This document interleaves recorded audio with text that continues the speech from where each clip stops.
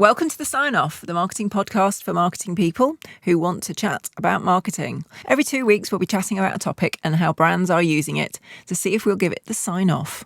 I'm Liz Hawkins. And I'm Lydia Jones.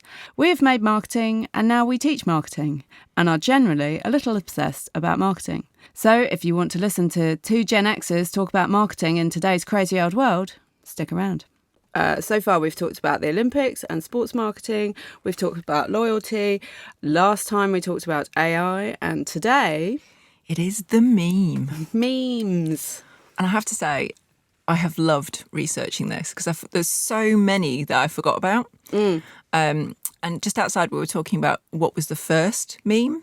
Yes. So what was your bet that the first meme was? Oh, I'll be terrible. I think like Charlie bit my finger or something like that.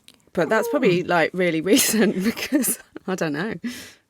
I don't know. I love that one. That's my favourite.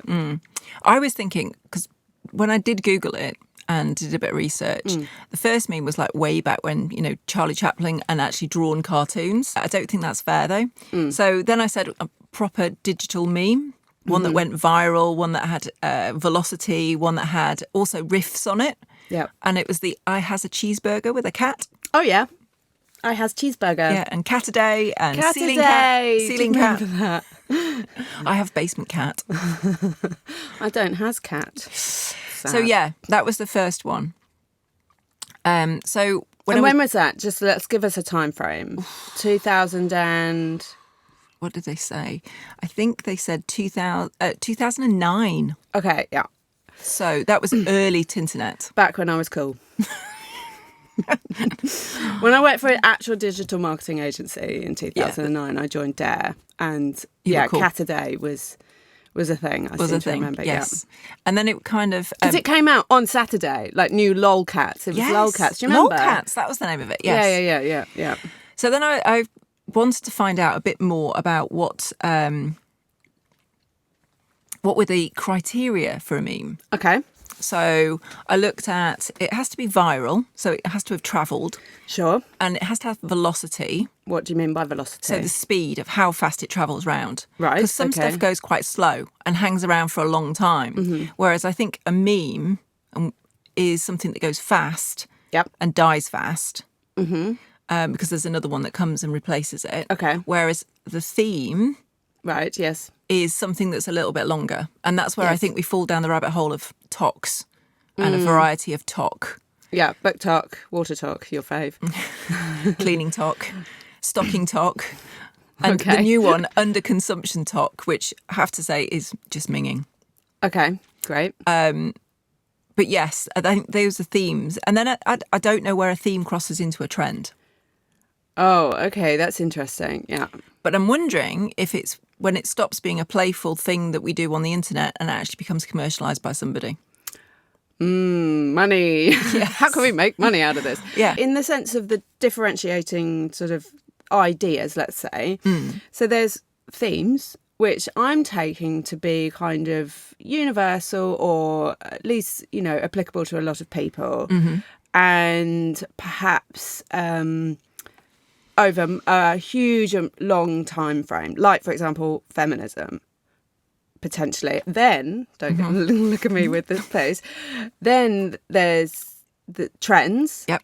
So, I don't know, like the menopause is quite trendy at the moment. Yes. Yeah, like Davina McCall came out with a book, Menopausing, and there's lots of talk about how menopause menopause... cafes, all that kind of stuff. Totally, and how it's like not really supported in work, and there's hardly any research about it. Oh, because all the research is the men, no surprise there. And women are just kind of expected to put up with it. So menopause seems to be quite trendy, and that seems to be like a medium time scale. And then you got a meme, which is, as you say, like velocity, short times frame. It comes in, then it goes out. And it seems to me, I don't know, maybe I'm just getting old, but like memes like come and then everyone gets bored of them within about 5 minutes. But I think that's the speed of social media. I think that's not just memes that get bored quickly. The news cycle is very, very quick as well. Do you feel like it's getting faster? Oh, God, I think it is. I mean, we're like, bear in mind, we're like two Gen Xers talking about stuff that's happening today. So I mean, I don't know. I think pop culture moves fast. and is significantly faster than the news cycle, if you know what I mean. Yeah, I mean, yeah. I think, well, we were talking about this when we were talking about AI, weren't we? About like the media is driven by views and clicks and people's interest in it. And as long as people are interested in it, then it will just go on forever. Yeah. I find meme culture really, really interesting. I love it. I have to say, I absolutely love it. Yeah. And I like the people that riffed off it as well. I love that creativity. I think that's the internet at its best. Yeah, absolutely. Well, I mean, like, there's lots of good things about the internet, but like memes are brilliant. What I like about a meme is that in the old days with Cat a Day and all of that, it used to be quite lo-fi. Mm-hmm. So like really easily accessible. Everybody can create one. You know, like that special like font that they used to have. Yes. And like then there were sites that sprung up like Meme Generator where you can make your own meme. Yeah, you still can do that. And so like they're very like low tech. Mm-hmm. You don't need like a degree in Adobe Cloud to be able to create one. So, but then obviously now it's really easy to create video stuff. So now memes are kind of morphed into video. Yeah. But what I really like about memes is that there's an element of decoding that you need to do as a consumer of memes. And that's where I love them, because they're always slightly ironic or very ironic. And there's this kind of like layers of, on the one hand, it's like a funny picture of a cat with a title, right? But then there's like another layer on top of that. And that is very context dependent. So it's dependent on the creator deploying the meme in a certain situation. I also think there's a real in joke, and it's nice to be in on the joke. Yeah. And there's a real kind of, I don't know, collaboration feeling of, community because you were in on it. Yeah, and I think that's nice. Yeah, and that's what Richard Dawkins, who invented the term meme, it comes from Gene, obviously. Yeah. In the 70s, in his book, was it The Selfish Gene? I can't remember. The Selfish Gene, 1976. It's that sort of shared culture and transmission of information, and they sort of transcend nationalities and ordinary divides like language and things like that, which is why they work so well, because they're so visual. But they have such a cultural impact as well. So it pokes fun at some of the things that perhaps we're doing wrong, and it shapes the way that we are, which I think is quite a nice way of norming and storming, isn't it? It's like sometimes, if a meme keeps poking fun at it, people stop doing it. Mm-hmm. Mm. Yes, it's that soft power in a way. Yeah. And I like the fact that because it's so relatable, it's quite educational as well. Mm-hmm. So younger people pick up on the memes that are perhaps our generation. Yeah. Especially like, the Gen X Assemble meme. Yeah. that came out. And they were like, I always remember the one, that guy with the long hair that went, can I just ask Gen Xers, why did you use the hose, and why didn't you just go in and use a glass? And everyone was like, because we weren't allowed in the house. And it was like, oh. So there's a real kind of mismatch between the level of feralness growing up as Gen X, I think. Feral is a really nice way of putting it. It's like you're going out and you can't come back until dinner. But the other thing I like is different ways that people interpret and use them. So like we were talking about the demure one, and I like the way that certain people have taken it strictly and done it. And then I also like the way they've gone sarcastically. Clearly the words don't match what they're doing. Yeah, ironically, yeah. And I think that's quite fun. And I like the HR ones as well. Yeah. They're quite irreverent. And the demure thing is probably the latest thing that I'm aware of that has kind of whizzed around the internet. And I mean, I am on TikTok, and so I saw the video when it's just this, and what's interesting, it's just one video that has like spawned all of this content. And yeah, it was nice to kind of be like, oh, I'm seeing this in real time, because normally I'm like, oh, it appears on LinkedIn and then it's obviously like dead by that point. Yeah, you're right, in the sense that the creativity that you've seen something, and then I've seen it in other things, and then it becomes almost like in popular culture, in popular lexicon. And then there's the sort of obviously like you're ahead of the curve, then there's the curve, then you're behind the curve. Yep. And the behind the curve is as and then you use it ironically. Yes. Oh, demure. Oh, I'm using it that it's out of date, but I'm using it anyway because it's ironic. Yeah. And it's the eye roll. Exactly. I like that. I also like the way that it transcends generations. So I was talking about the Gen X stuff, but also you notice that the new memes are starting to take on language from alphas. So the delulu, the skibbity and all that kind of rubbish. Which is, you might as well be speaking Mandarin. But yes. Yeah. So there's a whole raft of now delulu memes. Please explain to me and the listeners what that is. So delulu means delusional. So basically it's when you ask your friend for advice, but they give you a reality check rather than supporting your delusions. Oh, wow. Okay. That sort Delulu. of stuff. Yeah. I love that. So, And what is alpha? Let's just clarify. So they are 12, 13, still sort of young teens. Oh, I see. Right. Yeah. Okay. They're Still below like- Gen Z. I see. So the Zers are the guys that come into university and they're probably still they're probably doing that GCSEs, that sort of age, or maybe a little bit younger. But the thing is, though, their language was funny when we didn't know what it meant. Right. But now there's so many memes and so many videos of alpha explaining those terms. They've now become memes in their own right. That's brilliant. Because we're Memes all upon memes. Yeah, we're laughing at them with their stupid words. Yeah. That the words have now become stupid and they won't use them. Oh, Because no. because we now know what they mean. Oh, no. We've stolen their secret language. Yes. You know, Delulu. exactly. But you remember it when you were a kid, though, and you used to have a silly word or a... Like, do you remember... I do remember that, yeah. Yeah. Vaguely, yeah. I've just stroked my chin. When you thought somebody was lying or exaggerating. Well, in my world, it was we stroked our nose. it was for much more Pinocchio. subtle. Much more subtle, wasn't it? Yeah, yeah. Like we were saying last time about how, like, we've just done a whole experiment of, well, of course they had to live through being at school and being at home with COVID. And they're just so digitally literate, obviously, because they don't know the world without a smartphone and social media and all of that. So their language, I don't know, will like regionality still be a thing? I don't know. Or Like- accent. Well, yes, accent, you know, everybody is sort of like like descending towards like a mid-Atlantic thing, aren't they?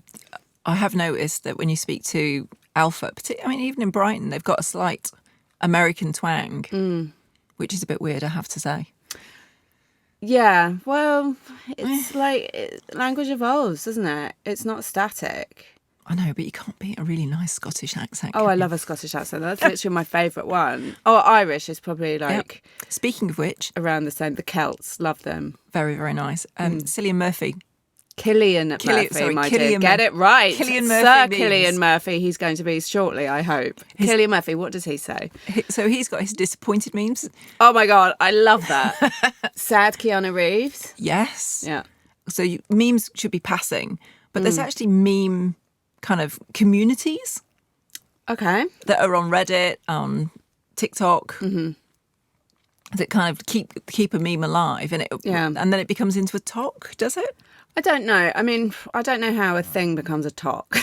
I'm not like too sure on how it transcends into the hallowed space that is something talk.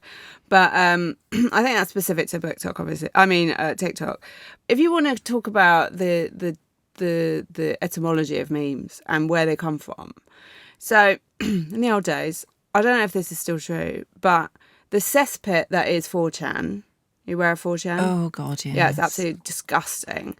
Reddit's only slightly better. No, actually, no, absolutely not. I would 100% disagree with you. Would you? Yeah. Reddit has a completely different culture. Oh. No, it does. It seriously does. Don't turn your nose up at Reddit. Reddit is actually quite joyful if you know where to go. Yeah. I will defend Reddit to the... You'll have to show me the right places to go. Is it like there's certain no-go areas of Reddit? I'm not sure, but there is like the whole, like the whole of 4chan basically needs to be like, like taped off and like put somewhere to like, like how Encased you... in concrete, like... Yeah, absolutely, like you would deal with toxic waste. But in the old days, Catterday came from Reddit. I mean, pardon me. 4chan. Cassidy came from 4chan, and a lot of the memes came from 4chan. Tons and tons of them, because it was just a very visual culture on that board, essentially. I mean, 4chan used to have quite a irreverent activists kind of, well, they were anarchists basically, in the way that it was all anonymous and you didn't have to sign up. There was literally no moderation. Like, it was very like anarchic, and then, you know, it descended into basically turning into QAnon and all of that, and very, very racist, and they decided to support Donald Trump and all of that kind of stuff. Oh, yeah, gosh. it was like, but they used to do like funny things like hack the voting for Times People of the Year. I remember that one year, where basically all of the people in the ranking, their first names spell out something that was like part of the 4chan culture. I can't exactly remember. That's quite cute. It's not cute. It's like, but it is like, they were like a community of, unfortunately, probably boys that now are in the incel culture, but like it's that kind of toxicity. When I got my haircut and you said pics or it doesn't exist, that came from 4chan. Did it? Yeah. That's like, I well, did not know that. It used to be pics or get the fuck out. That's what it actually was. But right. pics or it doesn't exist is thing. And it Is that because they were boasting about weird stuff? no, it was women or girls who used to go on there, and the boys used to say pics or get the fuck out, and they would show a picture of themselves. Right. So it was like I'm a real assuming it would be misogynistic stuff. Would it be a nude picture of I don't know themselves? if it was nude, but it was perhaps like a picture of their face, and they would just then take the piss out of like what she looked like. It was a horrible thing, but that's where that comes from. Right. Oh, I didn't know Yeah. that. There So we go. like a lot of internet culture has actually come from this cesspit, right? But it used to be a bit more innocent, Yes. I would say. A bit more like anarchic. They used to go on like these raids and try and like hack. Oh, the whole like hacking Sony. Do you remember when Sony got hacked? Sony PlayStation. Do you know what? I'm so not a gamer. No, Okay, I would have ignored that. It That was would have one of the passed first big me by. hacks. It was one of the first big hacks where they basically hacked it and then downloaded all the shit and hold it for hostage, I think. Yeah. Sorry. I'm sure it's very, very upsetting for people that played, but that's quite funny. Well, it's upsetting for the Sony Corporation, who was so stupid that they let a bunch of teenagers hack them. But like, I mean, like they used to do stuff like that. Yeah. And then, well, as we know, it sort of descended into horribleness. But internet cult, and so a lot of memes come also from Reddit. So you say Reddit's a cesspit as well. It can be, but actually Reddit, I would say I'd much rather be posting on Reddit than posting YouTube comments. YouTube comments are foul. They are. Is Reddit moderated in any way, shape or form? Yes. So does each community moderate its own area? Yeah. They'll have a mod, yeah. I think they have like AI mods, but I think they also have like mods. Because channel owners have to moderate their own comments. I'm not entirely sure. Sorry. This is as far as my Reddit knowledge goes. But I do know that Reddit, like for example, there's a lot of, actually, you know, there is a lot of stuff on Reddit. If you're a boy and you post in, I don't know, mental health Reddit, there was I'm feeling really bad, I don't really know what to do, I'm thinking about killing myself, like things like that. There is a ton of people that would come on and go, I felt like this too, you know, like really supportive. And, you know, it's not just like tearing people down. I think it's actually one of the more supportive communities online, personally. Yeah. And a lot of memes come from Reddit as well. Yeah. It's like Mumsnet from the parenting world. Sure, yeah. And I think what's interesting about Mumsnet versus Reddit is that Mumsnet sort of has a focus, doesn't it? It's mums, right? But Reddit doesn't have a focus. It's just like whatever you want to talk about. Right. Whereas obviously subreddits, they're like, there's book talk essentially on Reddit. Yeah. Where there's like people doing book clubs, and there's like book reviews, and there's spoiler warnings, and there's like discussion. So for example, like I read Avatar, I've read the whole fucking series, which is A Court of Thorn and Roses, which is basically very smut. Yes. Have you read it? I've got it on my next one. Yeah. It's like, I enjoyed it. I mean, there's stuff wrong with it, but I had a good time. It's not exactly like literary fiction. But anyway, then you can go on like subreddit of books. And have a chat about it. And like there's a bit that I didn't understand. Oh, okay. Or like, and then there'll be somebody else, and like, there's always somebody else posting about this bit that no one understands. Oh, by the way, did you know when da da da da da happened? What is going on? And then you can just like read people's responses. That's how I use Reddit. I never post, but I just kind of be like, oh, there's this thing in this TV series, like, what the fuck happened at the end? And there'll be just like a post about it. Anyway, back to memes. Sorry, I got. I mean, the thing is, meme communities are there to create and share, and it keeps the meme alive. Without them, there would be no memes. So I think community is a big part of the whole meme thing, meme theme, whichever you're thinking about. And there's also Know Your Meme as well, which I find very helpful because I'm always like behind the curve. And I'm like, what meme is that?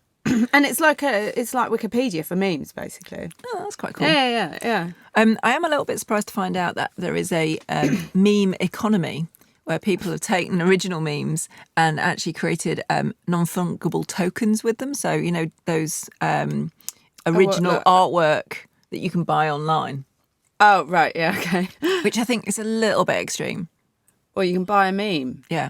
And what, do you own it? Yeah. And like, in what sense do you own it? How can you spend it? People buying and selling meme-related merchandise or even NFTs, non-fungible tokens of memes. I still don't understand what that means. So it's a way of creating original digital artwork that you can buy a bit of. So if you've bought that bit, nobody can copy it. Okay. Yeah. That sort of goes against the principle of a meme, though, doesn't it? Like, I'm going to buy a meme, no one else can have it. Well, yeah. Like, then it's not a meme. Sorry. I also think memes die fast if brands lack Oh my God, that's like the biggest killer of them all. Right, okay, it's over. However, we've talked about this, apart from Reiss. Reiss did the whole guy in finance. I'm looking for a guy in finance. Oh my God. Okay, so good. Yes. So good. Now, Liz, why was that good? Because they actually service, most of the people that buy from Reiss are finance guys. Finance guys. Yeah. I think that was probably, there must be like a handful of times where brands have got it spot on. Yeah. And there's a whole graveyard of people and brands that have tried to do it. Yeah. I personally have never done a meme campaign. As in like, oh, we've seen this meme, let's jump on it. Like, even though I worked in like digital marketing and all of that, like never. I can't think of one, and I've done a whole heap of campaigns. The thing about Reiss, that is the exception to the rule. It's got to be, hasn't it?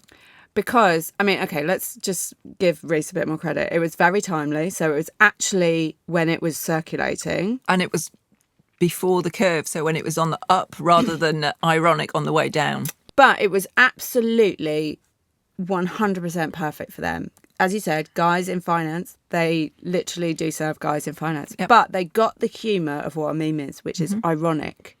You know, they had like hot guys dressed in Reiss clothes doing a dance, which is part of the internet. Yep. Certainly TikTok culture as well. Oh, yeah, they love a dance. And it was lo-fi enough. Like, I think probably they shot it on an iPhone. That's not a proper camera that they meant. And it was low branding. It was just a bag, a Reiss bag that one of the boys like put in the front of them. Yep. So it was like of the Venn diagram of what a meme is. Recent, you know, like going viral right now, perfect for your brand, and lo-fi. Yeah. Chef's kiss. Definitely. But I think, yeah, you're right. Like, there's a graveyard of ideas around brands. Because the problem is, if you're a brand like jumping on a meme, like, the sign-off approval rate is too slow. Long, on average. And, you know... And the cringe factor is so high. It's Dad at the disco. It is. I was about to say, it's like your parents picking you up outside. It's Dad at the disco. No one wants to see brands here. I saw something on LinkedIn, actually. I think it might have been Kev Chester's that posted it around this meme about brands joining memes. Where basically, like, the brands come along and they're playing with it and then everyone else is gone. I would sign off on memes just for the sheer joy and creativity of them. I think they're great. I don't think they're a marketing tool. I think brands should stay clear. They have to twist it and it has to be witty. I think that's the... Well, that's the whole thing about memes. They're funny. You know, they're a communication tool to deliver information in a way that is ironic, sarcastic, funny. But memes can also be emotional. So just and subversive as well. So, for example, I saw when the whole Me Too movement went around 2018, I think it was, the Chinese government banned the hashtag. Yeah, they don't want, you know, political movements spreading around on the internet in China. No. So they banned the hashtag, but very clever Chinese women subverted it, and they used a meme, and I think it was rice bunny, and the Chinese for rice bunny is me too. How clever. Nice. Yeah. So that's how they used it. So it doesn't all have to be like surface level kind of throwaway stuff. Like it can be meaningful, deeply political and subversive, because also, you know, I mean, this is why comedians are so brilliant, you know, because and like going back to like court jesters and their role in the court, which is they're the only ones really that were allowed to speak truth to power in a way, but they did it in a way that was funny. Yeah. And so, you know, that's why Punch magazine. Punch, yes. And do you remember the Giles comics as well? They used to be a bit of a, and Spitting Image was probably the best satire going. Private Eye, yeah. You know, The Daily Show. Daily Show is a comedy show. It's on Comedy Central. Yeah, it's like one of the most important shows around politics there is in America, because loads and loads and loads of people watch it 'cause it's funny. Yeah. And so memes have that role in internet culture as well. They deliver like a point, but in a really like palatable way, but also in a clever way, because like as the receiver you have to decode it. It's just funny because it's like a funny baby with a fist. Like that's one of my favourites. Seriously. Yes, I like that one. What's that title? Like, you know, Go Baby or something. I can't remember what it is. But anyway, like, he's got a little cute face, like going, yes, motivational baby or something. I can't remember. That's the one, motivational baby. And but you know, it's the transmitter is using creativity, but also the receiver is using creativity in a way to sort of decode it as well. So that's why they're really important in a way. Like, oh, is it important that we look at cats doing funny things? Actually, yes. Yeah, I think so. I just like the fact that you're in on the joke. I think it's a nice community thing. Yeah, absolutely. So when it comes to brands jumping on memes, aside from the Reiss thing, I haven't seen any brands doing the whole demure thing. No. What I have seen, though, is brands I don't want to say taking over, but maybe morphing a talk. So like cleaning talk, Scrub Daddy. Well, perfect. Literally everybody uses Scrub Daddy on it. And it's almost like Scrub Daddy owns Clean Talk. In a way, yeah. And Stanley Cup owns Water Talk, because you wouldn't have any other cup. I don't know why they're so popular. They're so bulky. So big. Well, you can now buy like moulds for the right shape of ice to go in. And it's like 3 different sizes. I went on there because I'm so like... Easily led? Yes, exactly. I'm so easily led. I went on their website. They're all like £100. They're ridiculously I'm expensive. like, who's going to... Well, actually, I have spent £100 on a water bottle before, but it was sparkly and rainbows. I mean, come on. But anyway... do you know what else? But does that morph into influencing rather than memes? I don't know. It's kind of that community of people that are really into it. And they have their own subculture. They have their own language. They have their own... Are you in Water Talk? No, I'm not.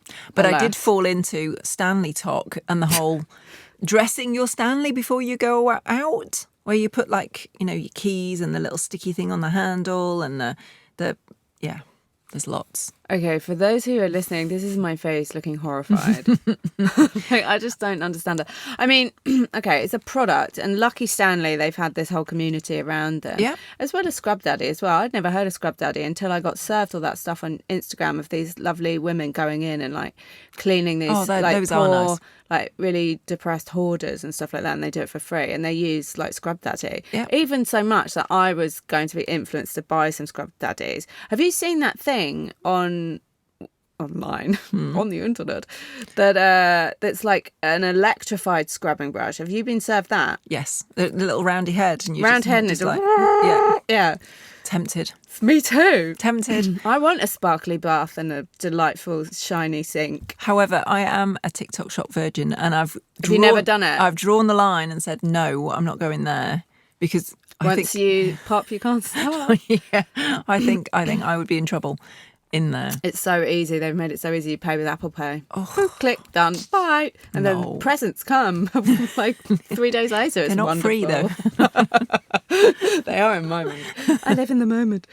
Anyway, but yeah, so I don't know because Stanley girls have their own kind of language, own kind of thing, and their own kind of jokes. Really? Yeah. What's funny about water? I mean, let's just. Well, you know, they I don't know. Are they doing it ironically? Like, think haha, so. I've got such an enormous cup. a bit little like that, and also a little bit condescending of people that don't. Oh, wow. Yeah. So it's like an elite cup. It is. Well, it is an elite cup. It's so bloody expensive. Did you see that?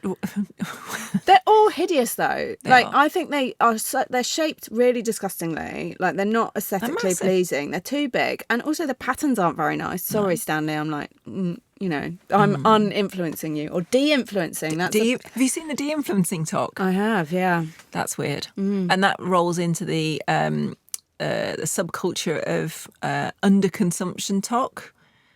Okay, please illuminate me. There used to be, if you haven't noticed, there's this whole genre of people that tidy and restock stuff with multiple things. So like they tidy out a drawer and they would have like a specific box for this, and a fridge tidy where they'd have like a dispenser for cans, a special fridge box for each bit thing. So they've gone nuts in IKEA with like loads of different boxes. Yeah, but there would be multiple things of one type. So there were like a dozen cans of Coke, or, you know, if you were redoing your beauty area, there might be 6 tubes of lip salve in your little lip salve bit. So the overconsumption was ridiculous. But on the flip side of that, people have gone, that's really ugly. I don't like that.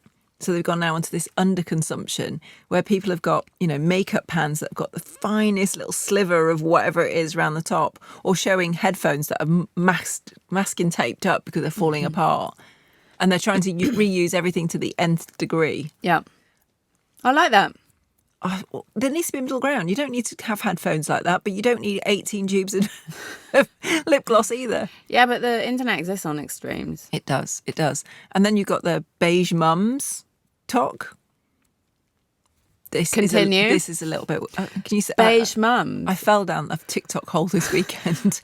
So beige mums are basically they love the neutral aesthetic, and literally everything in their house is a variation, a symphony of beige. Their children's toys are sprayed to be a particular colour. That's kind of sandy beige. Oh, okay. That I associate with, you know, with Hospital waiting rooms? No, with, you know, with that beige that you find in mid-priced hotel bathrooms, where you get a variation of the Marriott. Yeah. Is Marriott mid-price? I don't know. I've never stayed in one. They have beige bathrooms. But like, there was this woman who at Christmas bought her child, well, you know, one of those garish plastic Christmas trees so they could hang their own ornaments so they didn't play with the main tree. And it was bright green with bright red and yellow, you know, baubles. So she took it outside and sprayed it beige. Okay. I don't quite understand. I mean, like, hello, pink hair, like, I like colours. What is the desire for this? It's the peacefulness. It's the whole aesthetic of this kind of very monotoned, calm, but yet beige. But very, very neutral. Very neutral. When you say neutral, like, for example, it could be beige, but it could be like a pale pastel pink? Or is that too exciting for them? That might... Do you remember when Dulux did the variations on white, and there was like wheat white and ocean and cloud white, and basically the whites were almost all the same, but they had a very, very undertone. It's like that. Would you say like Mrs. Hinch is part of the beige club? No, I've looked at her house. She's got a nod to the aesthetic, but she doesn't go to the nth degree, and she falls squarely in clean talk. Yeah, I understand that she's clean talk, but she has the beige aesthetic. Interesting. So if you I don't like it. and if you, no, it freaks me out a little bit, to be honest. I just think like it has some colour in it, like pop a pink, lovely yellow. Because not only is it the house beige, but they dress in beige. The baby and the car. The baby's beige. Well, the baby's clothes are. I mean, yeah, okay. They don't spray the baby. Like no. But yeah, that's weird. Yeah, that is odd. But humans are odd. If we were all the same, it'd be boring, wouldn't it? What else have you been down, Les? Come on, tell me your travels. Where have you been? And this is one of the things I do like about TikTok. Equestrian talk. Oh yeah, we talked about this last time, didn't we? Horse content. Been down there. You see, and I think equestrian TikTok is slightly different from beige mums or stocking or cleaning. What's stocking? Stocking is where you basically have your fridge and you keep it. Just stocking. I thought you meant like pantyhose stocking. No. Stocking your fridge. I was like, that's really niche. I mean, apart from the fact it is quite satisfying to watch because of the similarity and the repetition, and also the noise is quite nice. Not to be confused with that hideous noise of people with ridiculously long nails clacking on something. Oh, ASMR. Yeah. I don't like that. No. But I'm very sensitive, so I don't like any kind of clickety-clack. Or like... No.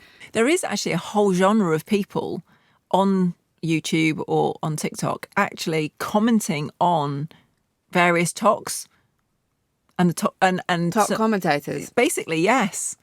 And I fell down that hole and I was like, oh my God, there's actually... Talk. Well, they're on YouTube. So yeah. And I was like, God, there's like people commenting on people's... That's a bit weird. Right, that's a vocation in life. But it must be earning a good living doing it. Or they wouldn't do it. How can you earn a living as a commentator? Do they making videos about other people's videos? Yes. Oh, I see, right. Sorry, I thought you meant just like keyboard warriors. No. Video about all of these themes I've been talking about. Yeah, okay. So... I don't know. Ads. Weird. Probably. Yeah. Clicks and views, that's what the internet is driven by. Well, that's what they were saying. For good and for ill. That's what they were saying, is that one of the biggest pushes or incentives for doing these types of videos is actually not the people that like it, but the people that are angry about it. Because people that are angry, clicks and views. And you get what's called rage views. Right. Or rage clicks. I see. Yeah. So there was this one girl who basically is just video of her colouring in with felt tip pens. And one time she missed a little bit of a gap and the internet went crazy. And she went from an average of like, I don't know, a couple of 100,000 views per video to like 8 million on this one that missed this very, very thin sliver. And were people just raging, going, oh my God, can you see? That's amazing. And then ever since then, every so often, she does it again. She baits them. Yes, rage bait. Smart. No surprise, as humans, we've got like, I don't know, 6 primary emotions. 5 of them are negative. Yeah. Joy is literally only one. It's not very nuanced, is it, joy? I mean, this is like my inside out knowledge. I still haven't seen that movie. Oh my God, you need to see it. It's so good. I know. Okay, please watch it and then we can talk about it because I'm not going to spoil it for you. Okay. Anyway, the negative thing, right? So obviously like these rage views is quite an interesting phenomena.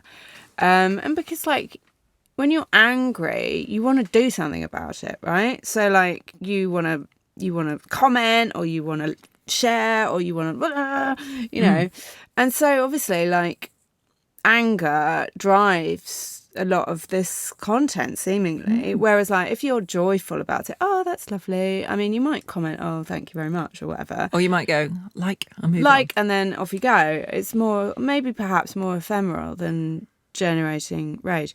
But speaking of weird shit on the internet, I went down a rabbit hole of jigsaw competitions. What? Yeah, there's speed. How does that work? There's a speed jigsawing thing. There's loads on YouTube. If you go, like these For anybody listening, I've got a blank face. I was like, how does that work? Well, there's a competition. Does everybody do the same one? Yes. So this is how the competition works, right? So you go to a place, I don't know, somewhere in Portugal or wherever it's being held, lovely holiday. Yeah, I'm not dissing that. Okay. Go on. You're with me so far. Okay. And then it's timed, which is super stressful. Yeah. So you either do it in a like little team or a pair, or you're by yourself, and you get a 500 piece. So my jigsaw thing is like, I'll do 1,000. 500 is pointless for me because, you know, it's too small or whatever. Yeah, I like too a big easy. puzzle. Yep. So anyway, and then 500 because then you can do it in a Day. reasonable time, and then you just do the jigsaw. And I'm not sure of like the specific rules, but like it's seemingly like they've got this holder thing for the top of the box so you can see the picture, and then like it's amazing. If you watch it on fast forward, it's even more amazing. Like, and like this one kid who, I don't know, he's not a kid, he's probably in his 20s, but he he did this 500p jigsaw in like under an hour. I think it was like 35 minutes or something, or maybe it's an hour and 35 minutes, but it was a ridiculous time. And he's like hovering over the table like this, he's putting all the pieces in so fast. I was just like, this is insane. How are you even managing to do that? So that is so online jigsawing, and then there's all of these participants. They've all got their own YouTube channels, and they all make like tips how to do jigsawing really fast. I confess, I watched these jigsaw competitions. They're like the official Jigsaw Puzzling Association or whatever it is. World Jigsaw Champions. God. Yeah. Okay. So like whatever. I mean, the joke in 4chan used to be whatever you can think of already exists on the internet. Yep. And if it doesn't exist, you should go and make it. So it's obviously skewed towards something horrible, like really, really niche and horrible pornography or something horrendous. But also, you know, jigsaw puzzling, speed jigsaw puzzling. I'll never look at a jigsaw the same way again. No. I even thought maybe I could do it. And I can't. No. I'm too like autistic about jigsaws. I'm like, I pick every piece up and then I compare it to the puzzle on the front of the thing. And then I'm like, right, it goes exactly there. And then I place it there, whether or not it's got things around it or not. And then I like build it up from there. Like I do a jigsaw very oddly. That is not how I do jigsaws. And it's also really annoying if like one of my family members is doing the jigsaw with me and they're like rootling through the through the spare pieces. I spent ages like putting them all like face up, and then my stepmother will come along and she'll just like claw through them and then just up tip. Yeah, it's horrendous. Anyway, this is probably a long segment about jigsaws that I can just cut out. It's fine. Who cares? Nice bit of therapy for you. Yeah, I know. It was good. Anyway, such micro cultures exist, but in terms of like memes. The thing about memes is, like, drag it back to the topic that we're talking about. The thing about memes is it's that shared culture. And I know we were talking about when we were talking about our AI thing, is like this sort of like retreat into like hyper-personalised world. Memes are part of that bridging between Groups people, communities, different cultures, different nationalities, different races, all of that. It's like a shared culture on the internet. So when you say it's the best thing about the internet, in a way it is, because the internet, the promise of the internet was like, oh, I'll just serve you whatever you want, whatever you can think of, make it happen. And actually memes, no, they are shared culture. Yeah. So that's why in fact, I like one of them. the things I'm going to do when we get out of here is go onto Copilot and go, make me a meme and see if AI can make a meme. Yeah. Well, because humour is, I mean, I know you're doing workshops in comedy, but I am reading about how difficult it is to write and understand the pace of a joke, the creation of a joke, and actually hitting the mark to make somebody laugh. Yeah. It's not just a random, like, coincidence of events that somebody will get it and somebody won't. No, I mean, the secret is it's got to be a left turn or a right turn. It's got to be unexpected yet familiar in a way. That's the magic ingredient, and that's why memes work, because when memes get going and people start being creative with the actual meme, so you've got the picture and you're just gonna put different words in, like that sort of like distracted boyfriend meme, you've seen that? Like people use it in different contexts. They do. And that's why it's creative, because you're like, oh, I haven't thought about it in that context before, oh, I haven't thought about it in this one. So that's why it's an inherently creative act to either like interpret it or create it yourself. So memes, yes or no? sign off or no sign off. It And depends what bear in mind, we're in a marketing podcast for marketing people chatting about marketing. So we have to use memes in a marketing context. Do not sign off. Yeah, mine would be proceed with caution, but generally, no, don't sign off. Yeah, I don't sign off for brands because it's Dad at the Disco. Okay, It is. The only brands that really probably can get away with it. Well, Reiss did a brilliant job, and that's a unicorn.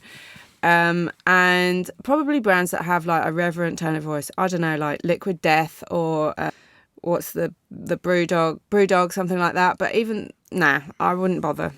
To be honest, No sign off. No, it's a real clanger if you just if you like. Oh yeah, let's do a demure thing. No, sorry, mate. No. Come up with your own ideas. No sign off. Well, that's it from me, Liz Hawkins, at the sign off. And that's it from me, Lydia Jones. So we'll see you next time.